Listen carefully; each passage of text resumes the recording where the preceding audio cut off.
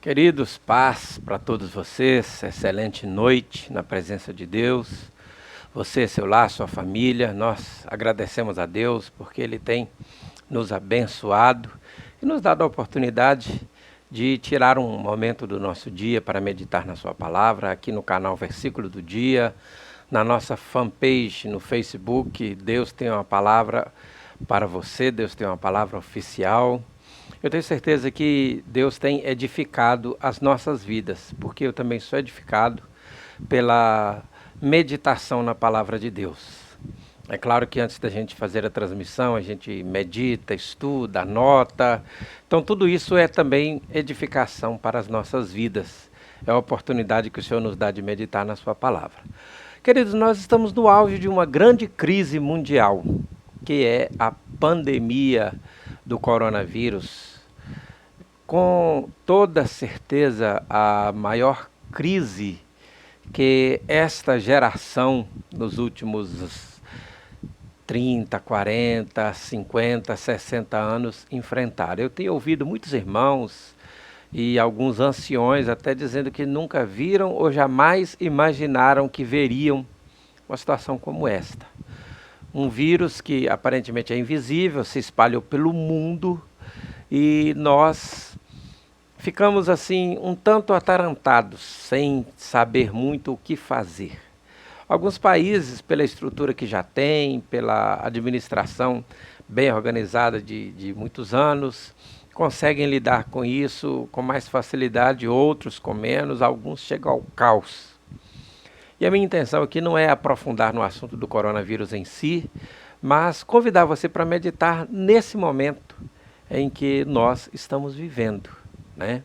Porque todos nós, quando enfrentamos uma crise como essa, começamos a apelar para a misericórdia de Deus. Nós que somos cristãos, linha de regra, né? Já é normal, até nas coisas mais simples nós buscarmos o socorro de Deus. Mas eu tenho visto até pessoas que sempre foram céticas, mas diante de uma situação tão incontrolável, diante de uma situação tão impossível de ser contornada, até muitas pessoas céticas têm apelado para Deus, e graças a Deus por isso, eu vejo isso com bons olhos. Eu fico... melhor seria se não fosse necessário uma crise tão grande para que as pessoas apelassem para Deus. Mas que bom que Deus é o nosso socorro em momentos como este. Mas tem uma coisa que às vezes nos incomoda em momentos como esse que nós estamos vivendo. É que nós todos esperamos uma resposta imediata de Deus. Quando nós vivemos uma crise como essa, nós queremos de Deus uma resposta mais rápida. Queremos ver Deus agir assim, sabe? No estalo de dedos. E nem sempre, ou quase nunca, Deus age no tempo do homem, né? Deus tem o seu tempo, Deus tem o seu modo de agir.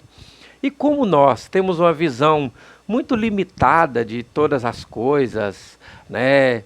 Nós temos uma visão muito limitada dos planos, dos desígnios divinos. Nós, como seres humanos, na verdade, mesmo servindo a Deus, nós não conseguimos ter a ampla visão que muitas vezes gostaríamos ou deveríamos. Então, a gente é tomado de um certo desespero, a gente é tomado de uma certa aflição, e parece que Deus não está nos ouvindo, não é verdade? Parece que Deus ou não está nos ouvindo ou não está querendo falar conosco. Será que Deus está surdo durante a pandemia? Essa não é uma pergunta minha, essa é uma pergunta que eu ouvi e que me trouxe para meditar na palavra de Deus, em alguns textos bíblicos, e eu quero que você pare para meditar também. Eu quero convidar você para abrir aí a sua Bíblia, pegue a sua Bíblia, seja ela digital, seja ela em papel, e vamos abrir lá no livro do profeta Abacuque. É um texto que nós lemos pouco. A verdade é que o livro do profeta Abacuque não é um livro muito popular, por assim dizer. É um livro que nós lemos pouco, mas ele retrata uma época de muita dificuldade na história de Israel. Abacuque, que foi um contemporâneo do profeta Jeremias, ou seja, faz parte daqueles profetas que viveram a proximidade do cativeiro babilônico. Viveu os dias que se aproximavam à invasão de Jerusalém pelo rei Nabucodonosor. Então eles viveram um momento muito tenso, porque Deus permitiu que a sua nação, que o seu povo fosse atacado pelo rei da Babilônia, do Império Babilônico, que era o maior império, né, daquela época, o império que dominava o mundo. E no seu projeto de expansionismo, né, de fazer aumentar ainda mais os seus domínios, eles atacam ao reino de Judá, ao reino do sul. Algumas décadas antes, o reino do norte, né, a nação de Israel, as 10 tribos já haviam sido invadidas, os israelitas deportados, já haviam passado por esta situação. Mas parece que isso não serviu de lição para Judá, e Judá enfrenta agora essa mesma situação. Então, o profeta Abacuque viveu essa época, viveu a aflição dessa época. Imagina você contar o tempo para a sua nação ser invadida, né? É como se o profeta chegasse diante do povo e dissesse: o Senhor vai permitir que o rei da Babilônia tome a nossa nação, e começasse a contar o tempo, tic-tac, tic-tac, o tempo está cada vez menor. Imagina as aflições desse momento. E de fato isso veio a acontecer, e foi uma crise nacional sem precedentes. Desde que o povo tinha se organizado como nação, desde que o reino de Judá tinha se estabelecido e se fortalecido, construído a cidade de Jerusalém, construído o seu templo, estabelecido os seus domínios, nunca se viu uma crise tão aprofundada como a dessa época. E é nessa época que nós encontramos o profeta Abacuque, deixando registrada aqui a sua experiência profética, né, o seu ofício profético que ele viveu naqueles dias. E embora haja uma diferença no alcance da crise, porque a crise que Judá viveu era muito mais localizada, mas os impactos dela sobre a nação podem, de algum modo, servir de exemplo para nós que enfrentamos o impacto dessa crise tão difícil que vivemos nessa época em que estamos atravessando, né? E esse texto vai nos mostrar o drama que o profeta Abacuque viveu. Qual foi a sua experiência nesses dias, né?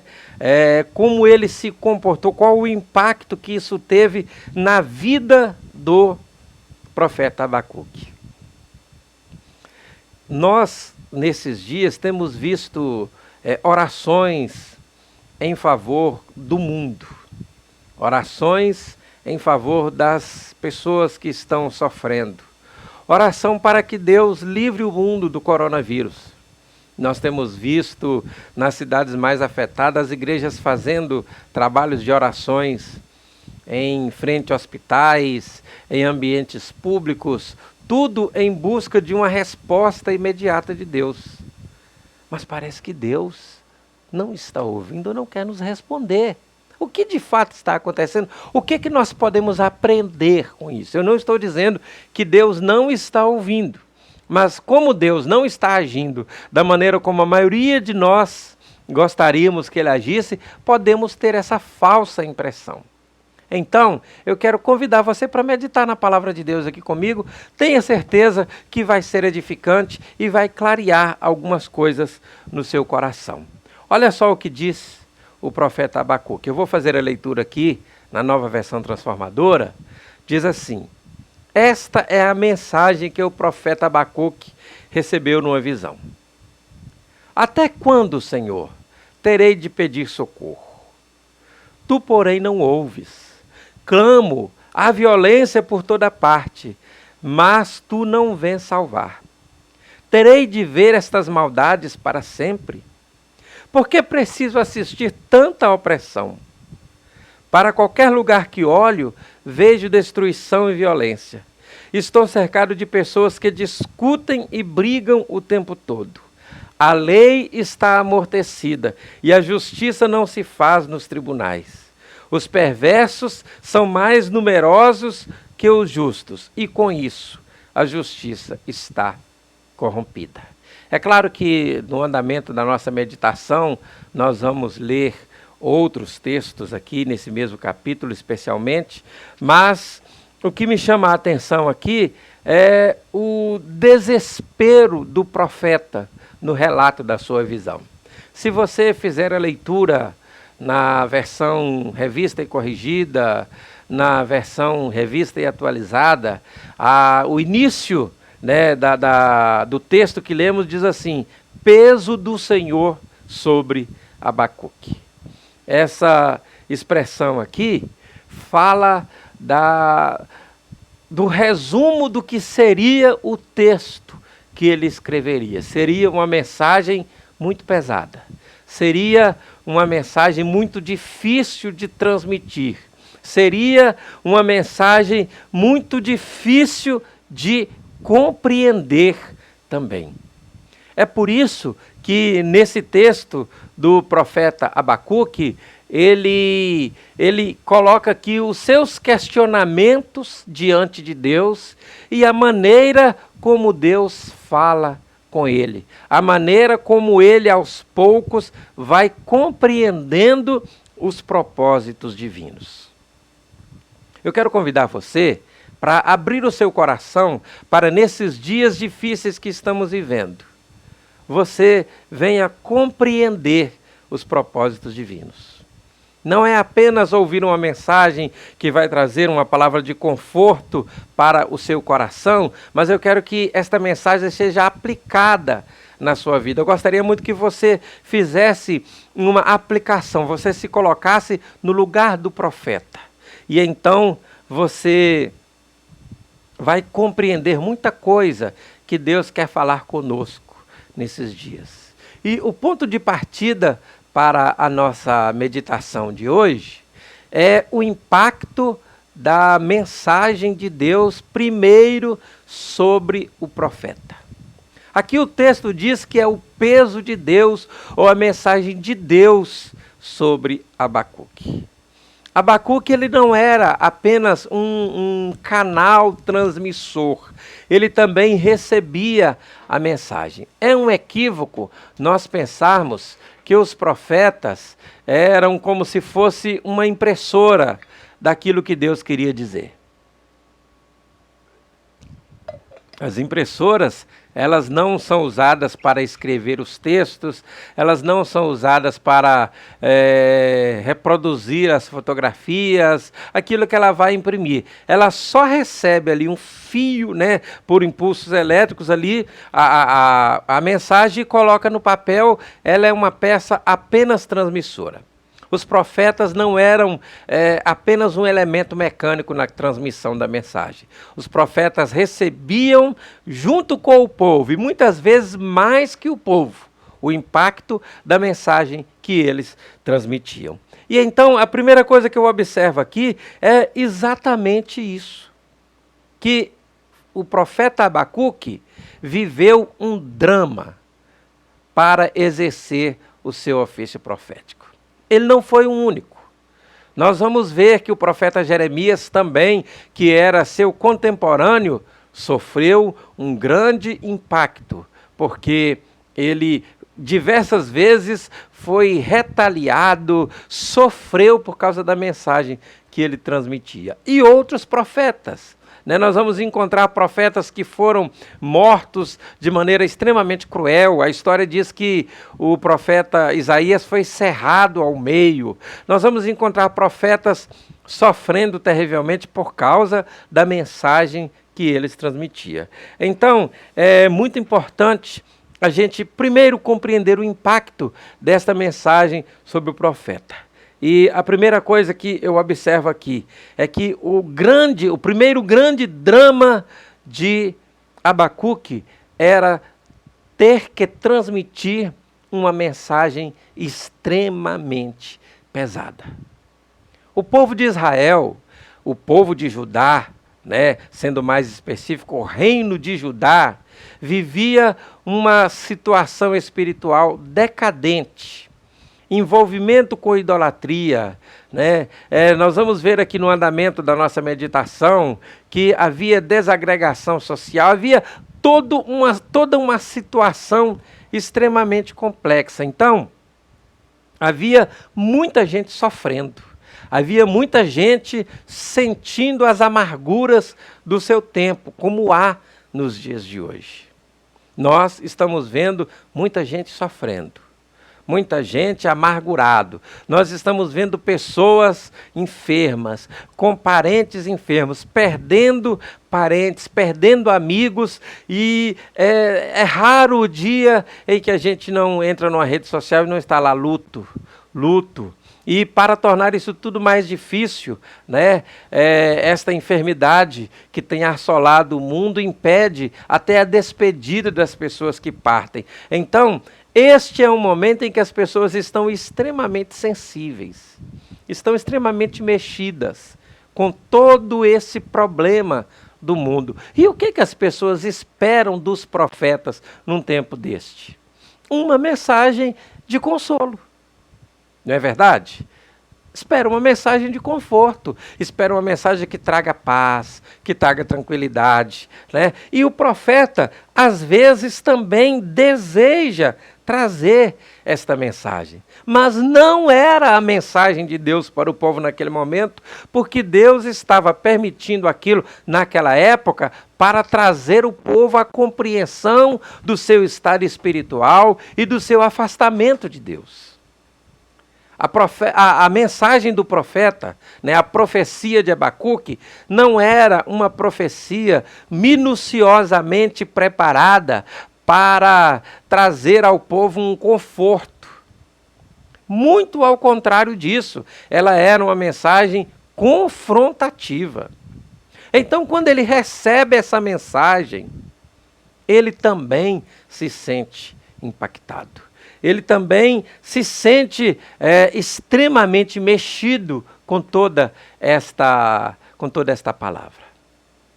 Via de regra, os profetas não costumam ser pessoas muito populares. É fato. Nós vamos encontrar os profetas contestando os reis, nós vamos encontrar os profetas contestando os sacerdotes. Nós vamos encontrar os profetas repreendendo o povo, nós vamos encontrar os profetas denunciando os pecados, nós vamos encontrar os profetas inúmeras vezes para exercer o seu ofício, tendo papéis desconfortáveis e desagradáveis diante da nação. Alguns deles eram considerados praticamente traidores da nação. E nós olhamos para o profeta Abacuque.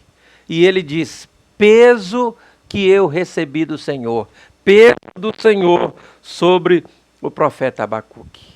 E aí ele começa os seus questionamentos. Ele diz: até quando, Senhor, eu vou pedir socorro e tu não vais me ouvir? Até quando eu clamo violência? Até quando eu digo a violência por toda parte? Mas tu não vens me salvar. Então o primeiro drama do profeta era transmitir uma mensagem extremamente confrontadora e difícil. O segundo drama pessoal do profeta é que ele não sentia que as suas orações estavam sendo ouvidas. Ele orava e dizia: Senhor, tem misericórdia dessa nação, porque os profetas, eles tanto exerciam o papel de transmissores da mensagem de Deus para a nação, como eles também exerciam o papel de intercessores pela nação, oravam pela nação. E veja aqui que o profeta diz assim: Senhor, olha para a situação do nosso povo. Olha para a condição que nós estamos vivendo, e eu estou orando e eu não vejo resposta. A oração de Abacuque era uma oração que demonstrava amargura pelo sofrimento do povo. Os profetas não se alegram com o sofrimento dos outros. Né? Você não vai encontrar um profeta tripudiando sobre o sofrimento dos outros, ainda que este sofrimento tenha sido profetizado por ele. Profetas não costumam usar a expressão, tá vendo? Eu não falei? Né? Normalmente os profetas não são tomados por este sentimento. Mas, queridos, ele orava, ele intercedia pela nação. Ele buscava a Deus pela nação. E, no entanto, ele não via uma resposta de Deus para as suas petições. A oração de Abacuque era uma oração de emergência. Quando nós temos uma emergência, nós precisamos ser rapidamente ouvidos.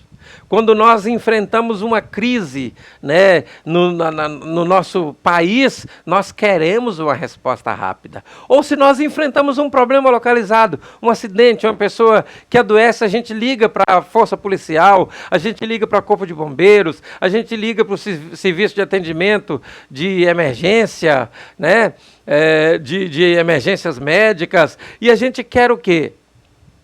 Uma rápida resposta. Quando Abacuque olha para a crise que vivia a nação de Israel, ele transmite a mensagem, falando ao povo do desagrado de Deus com os seus pecados, mas ele intercede pelo povo, porém, ele não vê uma resposta imediata de Deus. Abacuque tinha a impressão que Deus não o estava ouvindo. Senhor, até quando eu vou clamar e o Senhor não me ouve? O Senhor não fala nada. Parece que o Senhor não está preocupado com a nossa nação. Não é assim que nós estamos nos sentindo? Parece que Deus abandonou o mundo. Um vírus invisível, uma coisa que tão abstrata, dominou o mundo. E nós estamos todos assustados. Dentro dos nossos lares, algumas vezes impedidos de sair, impedidos de visitar os amigos, impedidos de trabalhar, impedidos de tanta coisa. Deus, onde o Senhor está? Onde está Deus?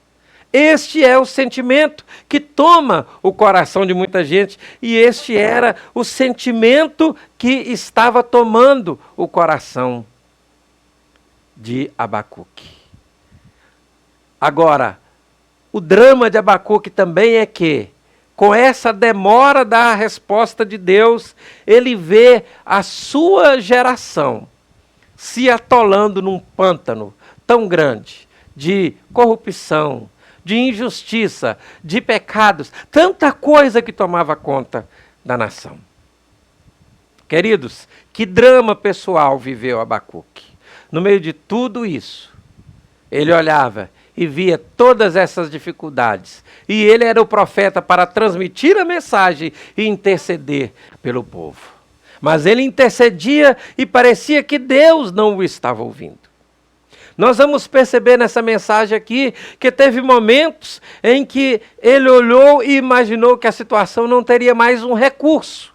Até que no final nós vamos encontrar Abacuque compreendendo os propósitos e a grandeza de Deus através da visão que ele recebe do Senhor. Por que Abacuque pensava que Deus não o estava ouvindo? Por que Abacuque pensava que Deus estava surdo? Ou que Deus estava mudo? Por que Deus faz silêncio na hora que a gente mais precisa dele? No versículo 2 nós encontramos o primeiro elemento que faz Abacuque sentir que Deus não, parecia que Deus não o estava ouvindo. Ele diz assim: até quando, Senhor, terei que pedir socorro, tu porém não me ouves? Clamo violência e tu não vens salvar-me.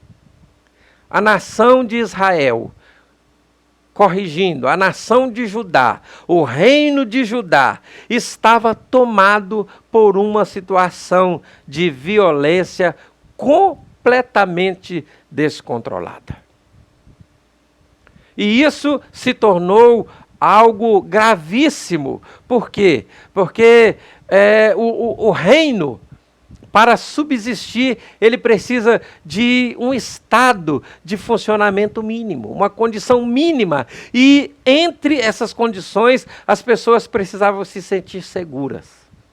Mas havia uma desagregação tão grande que as pessoas não se sentiam seguras nos seus lares. As pessoas não tinham mais tranquilidade. As pessoas não tinham mais sossego no seu dia a dia. E isto é muito semelhante ao que nós estamos vivendo na nossa nação. E estamos vivendo isto há muitos anos. Estamos vivendo isso há décadas. Nós vivemos um estado de violência crescente no nosso país. Nós vivemos um estado de violência descontrolado. E quando isso acontece, a nossa tendência é procurar os culpados. Aí surgem os pensamentos. Não, a culpa é de um determinado departamento do governo. É o governo nacional, é o governo estadual, é o governo local. Não, é a polícia. Não, é um problema social. No fim das contas, o que nós estamos vendo é que não há uma resposta clara para esse drama que temos vivido. Nós vivemos com muros altos, cercas elétricas, alarmes, câmeras e as pessoas que vivem uma vida de criminalidade vivem solta nesse país, com toda a liberdade. Sabe o que nós estamos vivendo? Um estado de violência. Junto a todo esse problema imediato que nós vivemos de saúde hoje, nós vivemos um estado absurdo de violência no nosso país. Então, o nosso problema não é apenas um, nós temos uma conjuntura que nos mostra que nós vivemos uma grande crise. O tráfico de droga tem tomado tantos jovens das suas famílias, né? A violência contra a mulher, as agressões físicas, os abusos físicos e tantas outras questões ainda mais complexas estão se avolumando na nossa sociedade. E ninguém tem uma solução definitiva para isso nesse momento. O segundo ponto que nós encontramos aqui, que parecia que Deus não estava ouvindo as orações de Abacuque, é porque ele observava que a sociedade judaica estava sendo dominada pelo vício e não pela virtude. A sociedade judaica, o povo de Judá, foi chamado para ser o povo de Deus. Foi chamado para viver uma vida de santidade, para viver uma moral elevada, para viver uma vida correta. Este era o propósito de Deus para o seu povo, para o povo de Judá e para o povo de Israel. Mas, tendo o povo tomado posse da terra que Deus lhes havia prometido, eles foram trazendo os hábitos, os costumes, né, das nações circunvizinhas para a sua vida e foram diminuindo em virtude e aumentando em vício. A expressão vício, ela é muito aplicada a hábitos destrutivos, não é verdade? A hábitos destrutivos da pessoa em geral. Mas o que é o vício? É toda tendência natural ou aprendida para a prática do mal. Então, tudo aquilo que o homem aprende a fazer e faz repetidamente, continuamente, para o mal, para causar mal, ainda que para alguns isso traga algum benefício, mas que traga um mal também para a sociedade, isso é chamado de vício. E era exatamente o que o povo de Israel estava vivendo.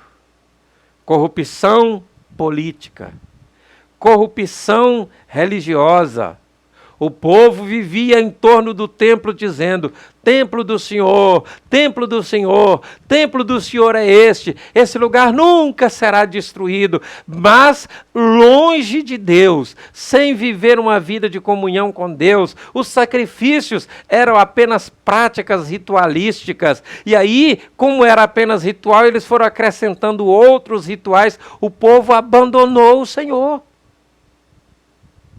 O profeta Jeremias, ele grita a mensagem de Deus dizendo: ouvi, povos, observai, nações, que o meu povo deixou a mim a fonte de águas vivas e foi beber água de cisternas rotas que não produzem água pura.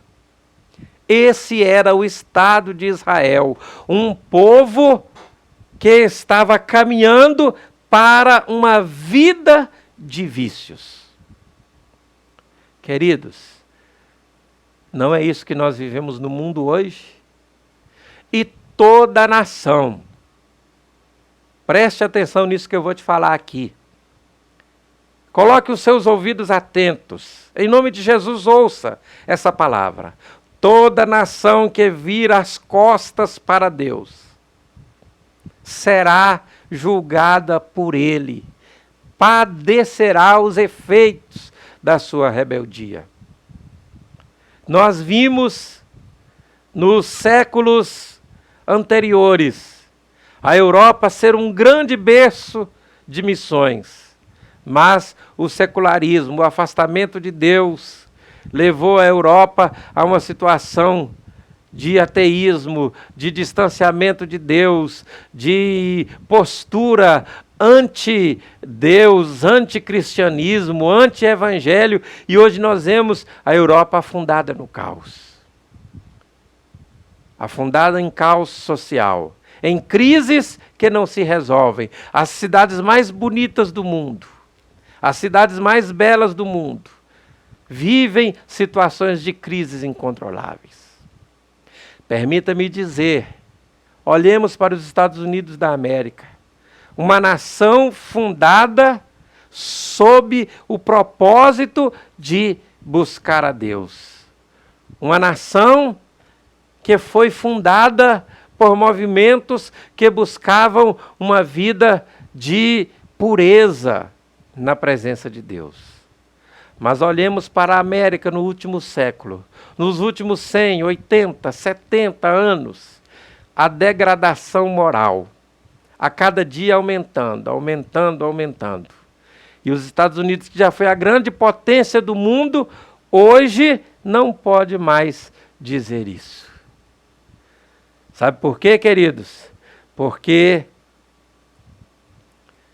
foram se afastando de Deus. Mas os profetas estavam lá gritando.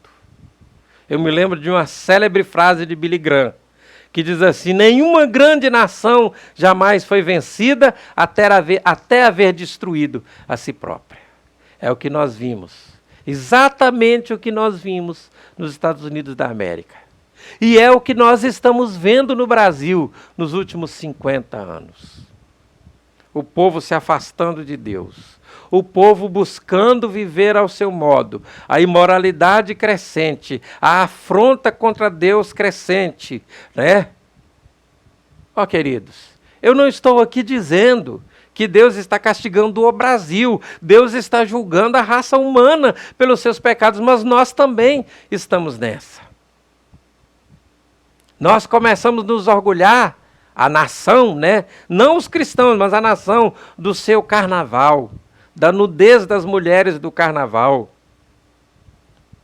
No último carnaval, nós vimos uma encenação de uma agremiação cultural em que Satanás arrastava Jesus pelas ruas ali da cidade de São Paulo. Queridos, não brinquemos com Deus. Não vai passar impune, não vai ficar de graça. De Deus não se zomba. Tudo aquilo que o homem semeia, ele ceifa. Então, essa palavra é dura, mas é a palavra de Deus. O profeta vivia uma sociedade muito parecida com a nossa, onde a virtude era desprezada e o vício aplaudido. Nunca vivemos uma época de tanta imposição de imoralidades e pecados como nos nossos tempos. E as pessoas julgam isso como modernidade, como coisa boa. Mas escute, o juízo de Deus não falha. Deus é justo, Deus não se deixará zombar pelo homem, porque Ele é Deus acima de todas as coisas. Mas sabe o que também fazia parecer ao profeta que Deus não estava ouvindo as suas orações?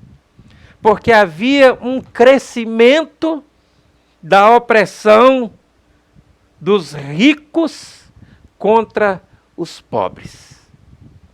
A nação estava dividida em grupos sociais, ricos e pobres, que não tinham nenhuma comunhão. Os ricos mandavam e os pobres precisavam obedecer. O povo de Israel, que foi escravo no Egito, chegou a ponto de estabelecer leis que permitia que o indivíduo se vendesse como escravo para pagar as dívidas aos seus credores. Veja o nível de degradação em que chegou o povo. Opressão. Até quando, Senhor, eu vou ter que ver toda essa opressão? Até quando eu vou olhar e vou ver o rico sendo truculento com o pobre? Isso é muito significativo para o povo de Israel, porque o entendimento que a lei judaica deu ao povo é de que aqueles que tinham uma condição social elevada deveriam usar de misericórdia para aqueles que tinham uma condição social fragilizada. Por isso que nós vamos encontrar diversos textos bíblicos dizendo: cuide do órfão, cuide da viúva, do estrangeiro. E tudo isso foi se perdendo no meio do povo de Israel. O povo de Israel chegou a uma situação tão degradante que nos dias do profeta Eliseu, nós encontramos uma mulher que teve que se socorrer com o profeta, porque o credor do seu marido, que havia morrido recente, queria levar os filhos como escravos para pagarem a dívida. Então, o que nós víamos naquele tempo era exatamente um absurdo domínio dos ricos contra os pobres. Um tratamento truculento e desumano. E isto está acontecendo no mundo inteiro. Isso acontece no mundo inteiro, acontece especialmente no nosso país, onde nós temos pessoas que vivem uma vida de privilégios e vivem como se fosse uma casta superior, como se fosse uma raça superior. Os pobres que se virem, os pobres que se arranjem. Nós vivemos num país com uma elite, e eu não estou aqui falando disso com nenhum propósito político, mas estou falando da realidade. Nós vivemos num país em que a elite vive num outro mundo. Vive num outro planeta. É exatamente como nós vivemos. Então, o nosso país está dividido entre ricos e pobres, onde os ricos se sentem melhores do que os pobres. Mas o interessante é que, sabe, Deus tem um jeito de pegar as pessoas, né? Aí a gente vê o coronavírus chegar. E os ricos batem na porta dos hospitais e não tem lugar mais. Porque nem tudo se resolve com dinheiro. Nós vivemos num país onde há um abismo social. E isso não agrada a Deus. Sabe por que Abacuque olhava e parecia que Deus estava distante, Deus não o ouvia? Porque havia também uma quebra de relacionamento entre o povo. Os grupos se subdividiam entre si. e entre eles havia uma constante tensão social. Uma sociedade que estava fragmentada. Uma sociedade que estava completamente desagregada. E é isso que nós vimos no Brasil. Brancos e negros. Brancos contra negros, negros contra brancos. Homens contra mulheres, mulheres contra homens. E muitas vezes essa luta não é em busca de igualdade. Independente de qual lado esteja nessa luta. Mas muitas vezes essa luta ela é uma busca por superioridade e não por igualdade. Heterossexuais contra homossexuais, homossexuais contra heterossexuais. Intelectuais contra analfabetos. Queridos, é isso que nós vivemos na nossa nação. E tudo isto tem sido utilizado da maneira mais vil por uma boa parte da classe política da nossa nação. Também tem sido utilizado pelo inimigo das nossas almas para promover uma grande destruição na nossa nação. O Brasil, que já foi conhecido como uma sociedade pacífica, como uma sociedade que acolhia pessoas que viviam em conflitos na sua terra, chegava aqui no Brasil e conviviam harmonicamente. Hoje nós vivemos uma guerra interna. Parece que Deus está surdo. Parece que Deus não está ouvindo. No versículo 4, Abacuque diz assim: a lei está amortecida e a justiça nunca chega. Os perversos são mais numerosos que os justos. E a justiça é corrompida. Por esta causa, a lei se afrouxa. Meu Deus, como essa situação é parecida com a situação dos nossos dias. Como esta situação é parecida com a situação que vivemos. Nós vivemos num país em que a lei tem tantas nuances que aquele que pratica malfeitos, aqueles que praticam crimes, sempre consegue um jeitinho de se safar. Porque a lei está amortecida.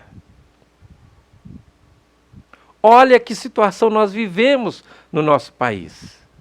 O nosso país se tornou um ambiente em que parece que o crime vale a pena, o crime compensa. Porque as pessoas praticam os crimes e ficam numa boa. Basta ter dinheiro para pagar um bom advogado. Para conseguir o favor de alguém que esteja numa posição mais elevada dentro do teatro da justiça do nosso país. Esta é uma grande realidade. Os infratores conseguem se safar. E aqueles que vivem de maneira honesta e correta, vivem oprimidos. Não é isso que nós vivemos nessa nação? Queridos, tudo isso mostra que a crise do coronavírus, ela é apenas o start. Essa crise que abalou o mundo e está abalando o nosso país. Nós vivemos uma situação de instabilidade que ninguém sabe exatamente o que acontecerá amanhã no nosso país. Tudo isso serve para mostrar o quanto nós ficamos distante daquilo que Deus quer para nós como indivíduos e para a nossa nação. O que é que nós aprendemos aqui com esse desespero de Abacuque? A primeira coisa é que o homem de Deus, a mulher de Deus, o povo de Deus, não pode ficar indiferente a essa situação que estamos vivendo. Nós não temos o direito, nós não temos condição moral de dizer, não é conosco. Isso atinge a todos nós. Todos nós estamos atingidos por esse problema. É hora, queridos, de nós nos ajudarmos, de nós estendermos a mão a quem precisa, independente de quem for. É hora de compreendermos a gravidade da situação que estamos vivendo. Dias difíceis, dias complexos, mas a igreja, o povo de Deus, não pode ficar indiferente. Outra coisa que aprendemos, que nos momentos de crise, devem ser momentos de clamores. Nós não podemos ficar indiferentes, deixar de denunciar a gravidade da situação em que vivemos, mas também não podemos deixar de interceder pela nossa nação. Você, homem de Deus, mulher de Deus, servo do Senhor, ore pela nossa nação. Em que pese o fato de isso não nos liberar dos nossos deveres de cidadãos, nós precisamos, principalmente, de interceder pela nossa nação. Precisamos orar pelo Brasil. Vivemos momentos muito difíceis e precisamos buscar a Deus para que Deus tenha misericórdia da nossa nação. Outro ponto extremamente importante para nós como povo de Deus. Não devemos perder a confiança no Senhor. Ainda que tudo pareça completamente desarticulado e desconectado, nós confiamos no Senhor.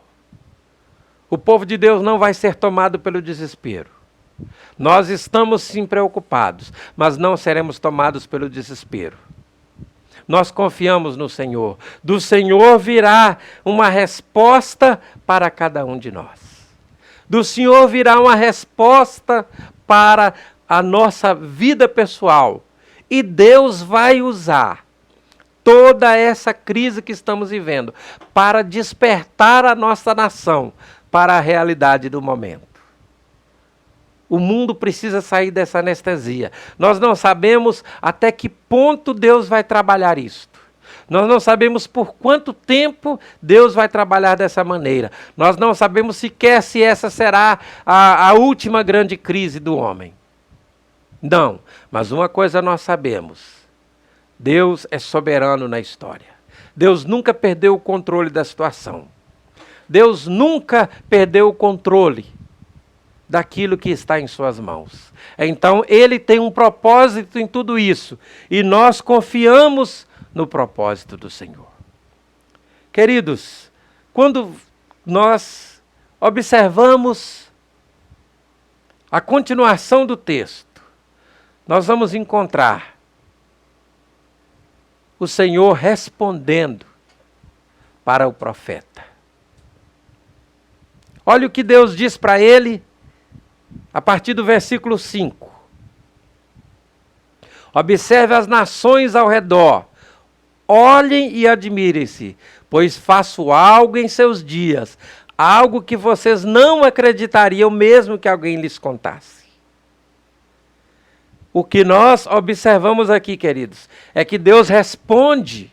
Quando Deus responde para o profeta, ele diz assim: calma, Abacuque, calma, eu não perdi o controle, eu não estou surdo, eu não estou mudo. Olhe para os pecados do povo e olhe para o juízo que eu estou trazendo sobre esse povo. Eu tenho aqui a impressão que a resposta de Deus assustou ainda mais o profeta, mas ele pôde compreender que Deus não estava surdo. Eu quero te dizer nessa noite, Deus não está surdo. Deus está ouvindo a oração daqueles que estão orando. Deus está ouvindo o clamor dos que clamam. Deus está ouvindo a intercessão dos que intercedem. Deus tem os seus olhos abertos, os seus ouvidos atentos, e Ele tem uma palavra no momento certo para nós. Ele diz assim: eu levantei o povo da Babilônia, um povo cruel, um povo mau, que vai marchar sobre Judá, para que eles entendam que há um só Deus, que tem o controle de todas as coisas em suas mãos, que é o dono de todas as coisas, que é o Senhor de todas as coisas, que é o soberano de todas as coisas. Quando o profeta ouve a voz de Deus e compreende as suas palavras, então ele responde a Deus em sua oração. Olha o que ele diz no versículo 12. Ó Senhor, meu Deus, meu santo, tu que és eterno, certamente não planejas nos exterminar. Ó Senhor, nossa rocha, que enviaste os babilônios para nos disciplinar como castigo pelos nossos pecados. Tu és tão puro e não podes suportar o mal e a opressão. Então, quando o profeta ouve a voz de Deus, ele é consolado. Quando ele medita na santidade de Deus, na eternidade de Deus e nos propósitos de Deus, ele compreende que o que estava acontecendo era o juízo de Deus contra uma nação rebelde contra o Senhor. Igreja do Senhor, nós não precisamos nos assustar nem nos desesperar. Nós sentimos e sofremos pelo grande número de vítimas desses últimos tempos no mundo, no Brasil e no mundo. E nós mesmos estamos expostos a esses perigos. Mas uma coisa fica claro para nós, fica transparente para nós. Deus está tratando com o homem. Os pecados dos homens estão sendo expostos. Deus está tratando com a raça humana. Então, o primeiro grande consolo do profeta é este: a compreensão de que aquilo que estava acontecendo não era para a destruição da nação, mas era para um despertamento, para que eles compreendessem que a pureza de Deus não podia suportar os seus pecados, mesmo que eles fossem o seu povo. Deus não tem um povo de quem ele possa tolerar o pecado. Mesmo nós, como servos de Deus, como igreja do Senhor, temos sentido que a mão de Deus tem trabalhado no meio do seu povo, expondo situações difíceis na história da igreja brasileira. E tudo isto serve para nos despertar. Nós não somos filhos prediletos. Deus não tem filhos prediletos. Deus julga a todos os homens e a todos os seus filhos baseados na sua justiça e na sua equidade. O outro consolo que nós encontramos aqui nas palavras do profeta é quando ele deixa claro que Deus não permitiria que os ímpios triunfassem para sempre. Queridos, um dos grandes dramas que nós enfrentamos é o pensamento que muitas vezes nos domina, de que parece que o ímpio tem uma vida mais vitoriosa do que nós, que o ímpio vive uma vida melhor, e isso tem incomodado muita gente. Nós encontramos o salmista Asaf, no Salmo 73, dizendo a mesma coisa. Os ímpios vivem com conforto, sem preocupação, vivem com tranquilidade. E os justos vivem no meio do sofrimento. Mas então ele diz que quando ele entrou na presença do Senhor, ele viu o fim deles. Queridos, existe um tempo para os propósitos de Deus. Existe um tempo em que Deus age segundo os seus propósitos. Nós não sabemos quanto tempo será, mas eu quero deixar essa palavra para você aqui, também de consolo, dizendo para você, descansar o seu coração, porque Deus não está surdo. Ainda que Ele tenha permitido algumas coisas, que aos nossos olhos pareça mal, na nossa nação e no mundo, Deus não está surdo. Deus não está mudo. Até quando Deus faz silêncio, Ele está de algum modo falando conosco. O que eu quero convidar você é para buscar a compreensão da vontade de Deus, para esse momento em que estamos vivendo. Sermos profetas de Deus nesse momento, mostrando ao mundo que há sim uma justiça de Deus sendo aplicada contra a rebeldia da raça humana. Mas eu quero convidar também você para ser um profeta na intercessão por aqueles que vivem um momento de grande aflição. O profeta denunciava os pecados, mas ele também intercedia pelo povo. Vamos interceder. E vamos nos consolar com a resposta de Deus, de que Ele não assiste impassível, que Ele tem um propósito.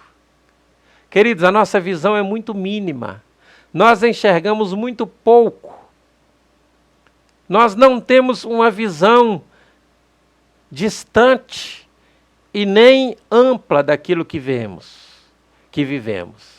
A nossa visão ela é curta e localizada. Mas eu quero convidar você para abrir bem os seus olhos e compreender o propósito de Deus. E quando isso acontecer, você vai entender que Deus está tratando com a raça humana, mas que Ele tem um julgamento justo para aqueles que estão também em sua presença.